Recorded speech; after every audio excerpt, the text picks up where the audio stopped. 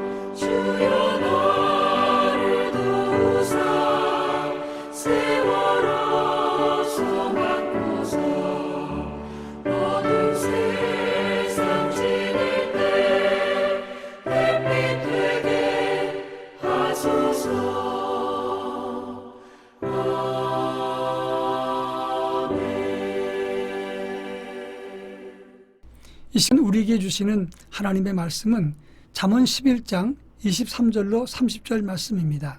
제가 하나님 말씀을 봉독합니다. 의인의 소원은 오직 선하나 악인의 소망은 진노를 이루느니라. 흩어 구제하여도 더욱 부하게 되는 일이 있나니 과도의 아껴도 가난하게 될 뿐이니라. 구제를 좋아하는 자는 풍족하여 질 것이요 남을 윤택하게 하는 자는 자기도 윤택하여 지리라. 곡식을 내놓지 아니하는 자는 백성에게 저주를 받을 것이나 파는 자는 그의 머리에 복이 임하리라. 선을 간절히 구하는 자는 은총을 얻으려니와 악을 더듬어 찾는 자에게는 악이 임하리라. 자기의 재물을 의지하는 자는 패망하려니와 의인은 푸른 잎사귀 같아서 번성하리라. 자기 집을 해롭게 하는 자의 소득은 바람이라. 미련한 자는 마음이 지혜로운 자의 종이 되리라. 의인의 열매는 생명나무라. 지혜로운 자는 사람을 얻느니라. 아멘. 최근 텔레비전에서 많은 사건, 사고들 긴 시간이 지난 다음에 그것을 다시 정리하는 프로그램들이 많이 나왔습니다. 그 중에 몇 가지만 소개하자면 벌거벗은 세계사, 벌거벗은 한국사 이런 것들입니다. 또는 혹은 범죄한 사람의 마음을 읽는 프로파일러가 등장을 해서 옛날에 있었던 범죄 사건을 행동을 분석하고 그리고 사건의 동기를 파악하면서 무엇이 문제 있는가를 파악해보는 그런 사건들이 많이 있었습니다. 그런데 지나간 사건, 묻혀진 사건을 다시 파헤쳤을 때 그날 이야기를 풀어보면 반드시 드러나는 것이 억울한 피해자가 있고 누군가는 아주 악한 짓을 하는 빌런들이 꼭 있었다는 것입니다. 이런 프로가 늘면서 제가 느낀 것은 세상에는 참 숨겨져 있는 악한 사람들이 많구나 이런 생각을 했습니다. 오늘 잠언 11장에서는 의인과 악인의 삶에 대한 설명을 하고 있습니다. 특히 우리가 읽은 본문의 말씀은 공동체 안에서 선한 질서를 유지하기 위해서 우리는 어떤 선한 가치관을 가지고 살아야 되는가 이것을 설명했다는 점입니다. 본문에서는 무엇을 말하고 있는가를 함께 살펴보겠습니다. 먼저 23절에서 의인의 소원은 선하나 악인의 소망은 진노를 이룬다 이렇게 말했습니다. 이 말씀은 잠언 10장 28절과 같은 맥락입니다.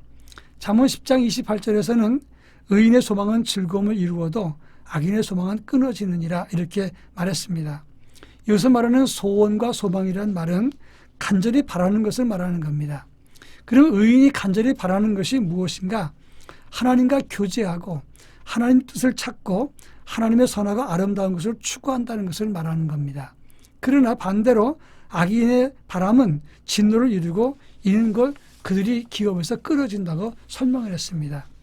악을 도모하고 하나님을 떠난 생각과 행동, 정직하지 않고 이기적인 탐욕, 그리고 자기 중심적인 사고를 가지고 살면 하나님이 진노하시고 결국은 그들은 은혜의 자리에서 끊어지게 된다는 것을 말합니다. 그런가 하면 두 번째 27절에서 선을 구하는 자는 은총을 얻고 악을 더듬는 자는 악이 임한다 이렇게 말씀했습니다. 옛말에 근묵자학이라 했습니다. 근묵자학이란 말은 검은 것을 가까이 하면 검은 것이 묻는다 이런 뜻입니다. 이 본문에서 악을 더듬는 자 그랬는데 이 더듬는 자라고 하는 말은 도레시라는 단어입니다. 이 말은 자주 밟아간다는 것이고 그것을 따라간다는 뜻입니다.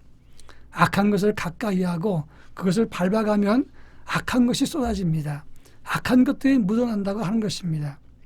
일반적으로 사람들이 악을 대할 때 처음에는 악한 죄를 만나면 두려움에 빠집니다.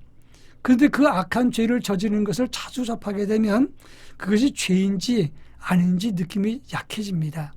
그러다가 나중에는 그것이 부끄럽고 두려운 것이 사라지고 무뎌집니다. 그리고 자기도 모르게 그 악한 죄를 또다시 범하게 되어 있다는 것입니다. 오래전에 제가 군 생활할 때 사단사령부에서 근무를 했습니다. 근데 사단사령부 신임회 회원 중에서 격리부서 병사가 하나 있었습니다. 이 사람은 사단 전체 월급을 주는 부서에서 계산을 하는 회계부서에서 일하는 사람이었습니다.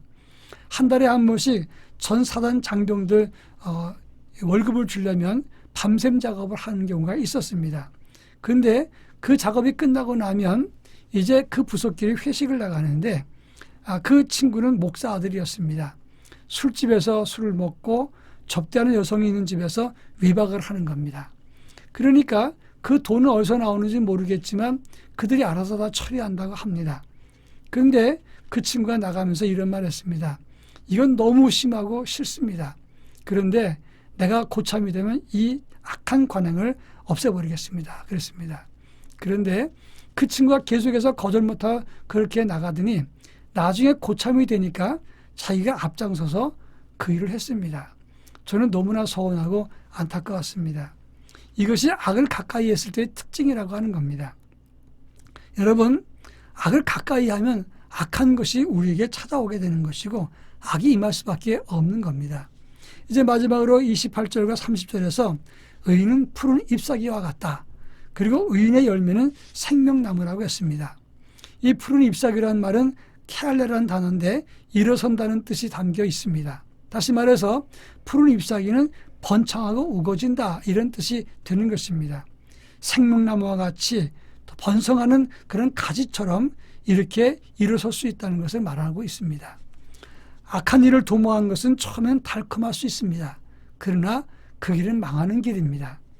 반대로 성도가 하나님의 뜻을 따르고 말씀을 따르고자 할 때 하나님의 의를 사모하기 때문에 하나님의 주시는 풍성함을 누릴 수 있게 되는 것이고 우리 하나님이 우리에게 베푸시는 은총을 누리게 될 수 있다는 것입니다. 바라기는 우리가 주의 뜻을 따라 하나님 앞에서 바른 영성과 믿음을 가진 의인으로 세워져서 하나님 주시는 풍성한 은혜를 온전히 누리는 하나님의 거룩한 백성들이 되기를 바랍니다. 기도합니다. 사랑 많으신 하나님 아버지, 이 세상은 악인이 참 많습니다. 그리고 하나님께서 부르시는 의인들도 많습니다. 그런데 우리 의인들이 하나님의 거룩한 백성들이 이 세상의 악한 것을 따르다가 또 자주 밟다가 그리고 죄에 빠지는 경우가 너무나 많습니다. 오늘 본문에서 이것을 교훈하고 있는데 우리가 하나님 말씀을 따라서 믿음으로 행함으로 악한 것을 이기고 하나님 주시는 풍성한 은혜를 누리는 복된 삶을 살게 하옵소서. 예수님의 이름으로 기도합니다. 아멘.